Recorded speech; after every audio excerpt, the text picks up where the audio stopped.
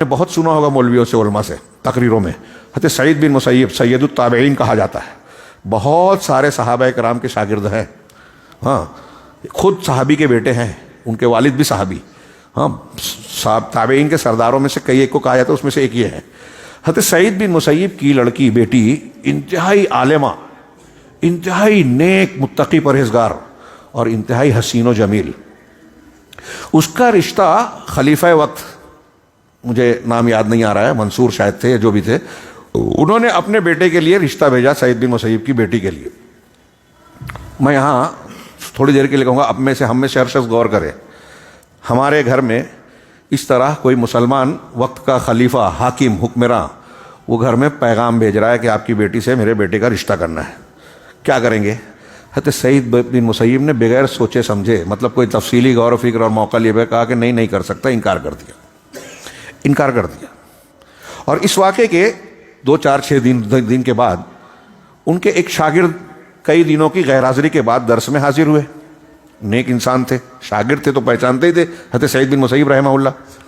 تو ان سے پوچھا کہ کئی دن سے تم آئے نہیں، کیا بات تھی، کیوں موجود نہیں تھے، حاضر نہیں تھے؟ تو انہوں نے کہا کہ شیخ میں دراصل میری بیوی جو تھی اس کا انتقال ہو گیا تھا، اور گھر میں کوئی تھا نہیں، کچھ اور بھی نہیں تھا، گھر کے معاملات اور سب درست کرنا تھے، تو بیوی کی تجہیز تکفین بھی کیا، اور گھر کے معاملات بھی کچھ ٹھیک ٹھاک کرنے تھے، گھر کے معاملات میری ناموجودگی میں بیوی ہی دیکھتی تھی، تو مجھے ہی کچھ انتظامات کرنے پڑے، اس لیے میں 2-3 دن حاضر نہیں ہو سکا۔ کہا اچھا تمہاری بیوی کا انتقال ہو گیا، تو اب بیوی نہیں ہے؟ کہا نہیں۔ تو کہا کیا شادی کرنا چاہتے ہو؟ کہا شیخ ضرورت تو رہے گی۔ تو کہا میری بیٹی سے شادی کرو گے کیا؟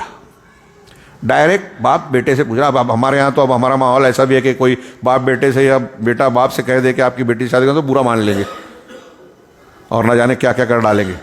وہاں یہ بات بری نہیں تھی، خیر۔ تو حضرت سعید بن مسیب نے ڈائریکٹ ان سے پوچھا براہ راست، کیا تم میری بیٹی سے شادی کرنا چاہو گے؟ تھوڑی دیر کے لیے سوچئے، خلیفہ وقت کے رشتے کو ٹھکرانے والا، اور کیسے شاگرد تھے جو کہہ رہا ہے کہ میرے گھر میں کچھ نہیں ہے۔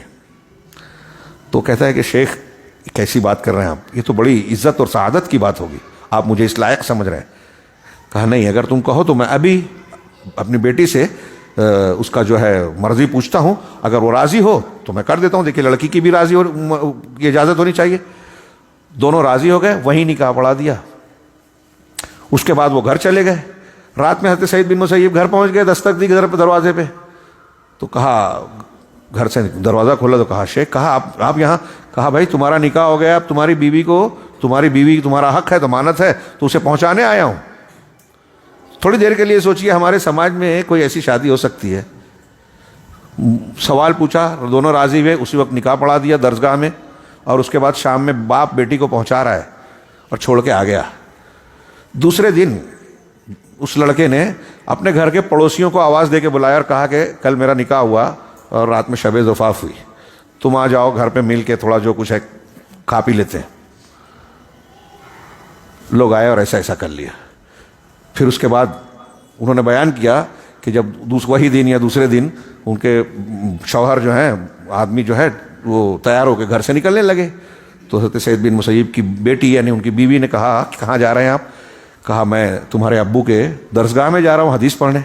کہا میرے ابو کی جو حدیث تمہیں پڑھنی ہے، میرے ابو سے جو تعلیم لینی ہے، وہ پوری حدیثیں مجھے یاد ہے، میں جانتی ہوں، وہ تو میں ہی تمہیں پڑھا سکتی ہوں۔ کہا اچھا؟ تو کہا ٹھیک ہے، تم سے پڑھ لیتا ہوں۔ تو معلمہ اور استاذ بھی بن گئی اپنے شوہر کی، گھر میں پڑھانے لگی۔ تو ان کا بیان ہے کہ میں نے اپنی زندگی میں کبھی اتنی حسین و جمیل کوئی لڑکی نہیں دیکھی، اتنی نیک کوئی خاتون نہیں دیکھی، اتنی باسلیقہ اور شوہر کی اطاعت و فرما برداری کرنے والی میں سمجھتا ہوں شاید کوئی دوسری نہ ہو۔